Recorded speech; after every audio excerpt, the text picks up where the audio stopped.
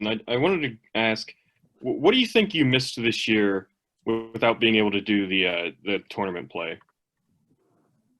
Um, I think the preseason that we didn't have, the competition part, is what we missed the most. You know, getting ready to gear up for the Big 12. Normally, we have 4 weeks of competition prior, and then we can figure stuff out via tournaments and all that stuff. Normally, we play three teams per weekend for 4 weekends. So now we have 12 matches that we can kind of get some good numbers from, and a little bigger sample size than just from practice. Just competing in those tournaments, I think playing against another team really helps. So that's what we missed. Next question is from Ethan. Hey, Coach. So last Friday, you said after the game, if this doesn't hurt, then something's wrong. Did you see anything this week that was a different approach from your players that you were impressed with? Yeah, we practiced on Sunday, and I thought we had a really good practice coming off, 2 5-game losses, and that's never really happened before. So I think they're engaged and they want to get a lot better. And I just saw from we practiced yesterday too. So I just saw from individuals that they were trying to make changes and apply that to what we didn't do on Friday and Thursday.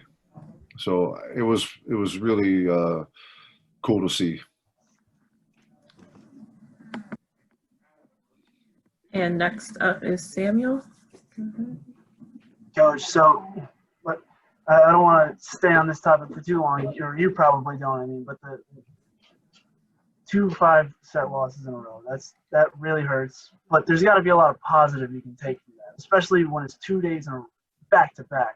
What positives did you see that you were able to take into Kansas this weekend? Well, there's a lot of good things that we did. I thought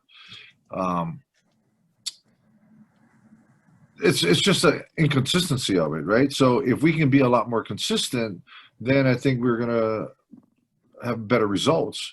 And that's what I told the team. I said, there's a lot of good things that we can take from this, but more the positive, I think, that I came out with it was, especially on Sunday when they were still hungry to practice after 2 5-set losses. And, they're still competitive and all that stuff. And, it didn't, it hurt, but now we got to move on, right? Now we can't dwell on it. We can't dwell on, what if we won 2? And I said to them, if we had won both or one, the conversation would be different.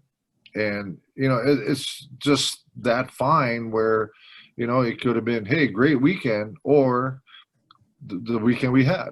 So, they're still positive and they're still working hard, and we got to get ready for Kansas on Friday.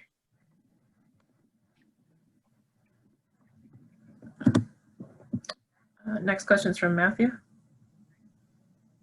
So kind of going similar to a question we had earlier, facing adversity is really important when you're trying to build a team, and going off those 5-set losses. How important is it to kind of build off that adversity and kind of grow as a team overall? We got to be put in those situations, right? So, and we were, we were up 2-1 both matches on over the weekend, and if we're not in that situation, we're not going to learn from it. So, again, to answer kind of your question, Samuel, too, is, hey, we were in those situations, but now we got to figure out how to win and grow from that. So, again, if you don't make mistakes, and that's what we tell our players, how can you learn from it? So, not saying that, hey, we should be in that situation all the time and and lose those matches. Now, hey, we were in that situation, and now we got to win those matches. So, it's a few points here and there where, if we had done better things, whether it's a better dig, a better set, a better attack, what I told the team was we have opportunities. The thing we didn't do was convert those opportunities into points. So that's what we're working on right now. And we'll go back to Samuel. You've been through now twice the unique back-to-back schedules. Is there any difference in preparation now that you've noticed? Like, do you have a different set of film? Do teams come out different the second day? What have you noticed that's unique about this whole setup so far? You don't have much time to change or make major adjustments, but you can tweak it a little bit and make minor adjustments. And, I thought we did some good things, but not good enough. Like we didn't stop number 10 for Kansas State on Thursday night. If she had the same numbers that she did Friday night on Thursday night, I think we would have a better chance to win. So we made some good adjustments, but we just couldn't, like I said, we couldn't convert those opportunities into points, and that's what hurt us. And it, it's not like we didn't have swings for them. We did. We just shot ourselves in the foot and made some errors. Next question is from Ethan.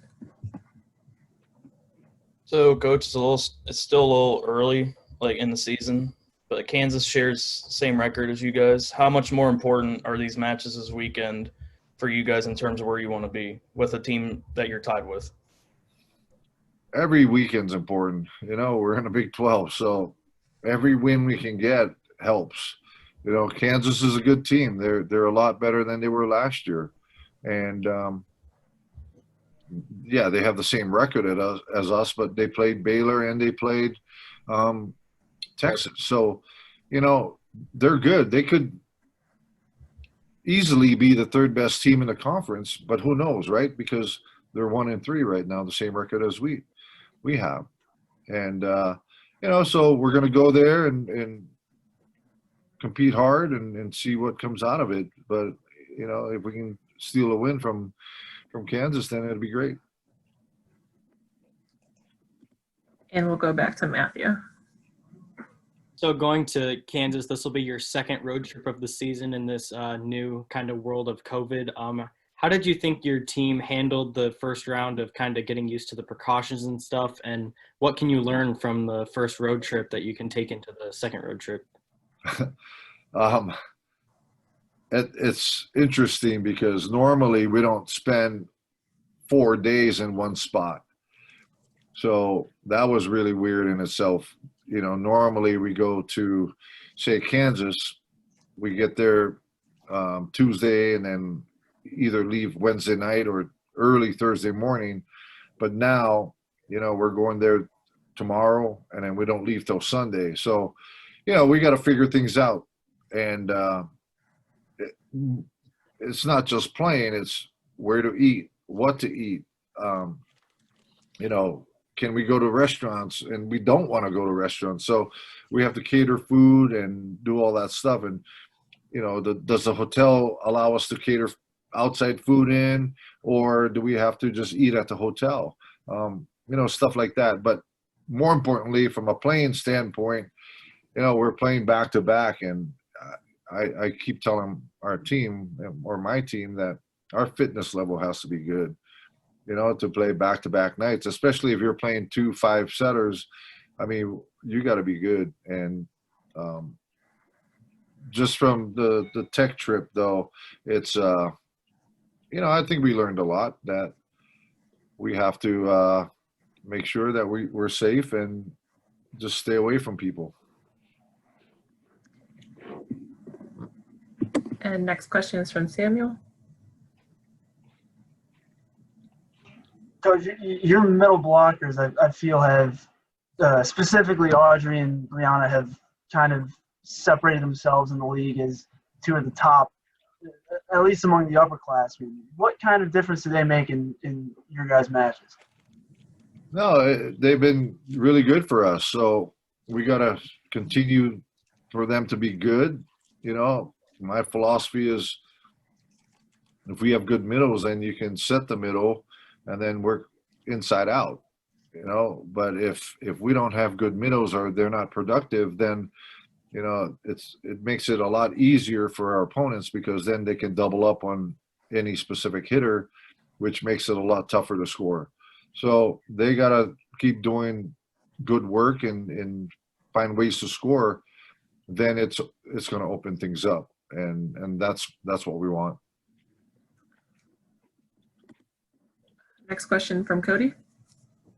So you've been talking about the playing back to back, and I was just wondering, you know, if there wasn't extra precautions and there wasn't COVID, just from the playing standpoint, is there anything you like better about playing back to back instead of, you know, spaced out weekend week? You know, we play back to back. We played 3 matches in 2 days in the preseason, so we understand that a little bit and the preparation of all that stuff. So it's not anything new, but it just gives us more time if we're more spread out, that from a recovery standpoint and better preparation for your opponents. But, you know, because of our situation now, I mean, we got to deal with it, and hopefully we're good at what we're doing, and the preparation of the team the first night and the adjustments we have to make the second night to be successful. So, you know, our staff's working hard and trying to get the team ready, not just from game time, but from the previous week or the start of the week. And next question from Matthew. So you've played on the road and at home now. There's largely either no fans or very diminished fans. Is there still a big difference between playing at home and playing on the road, or has it kind of evened the playing field since there's not going to be really spectators nearly as much? I think you still have the home court advantage, but there's going to be a lot more parity because of that, right? Because, you know, you don't have that crowd sound as loud, and you know, or the fans on top of you and screaming and heckling and all that stuff. So, you know, I just think there's going to be a lot more closer games and maybe upsets that you know, as you can see, it's happening already, and there's too many good teams in the league not to have splits over the weekend, more so than not.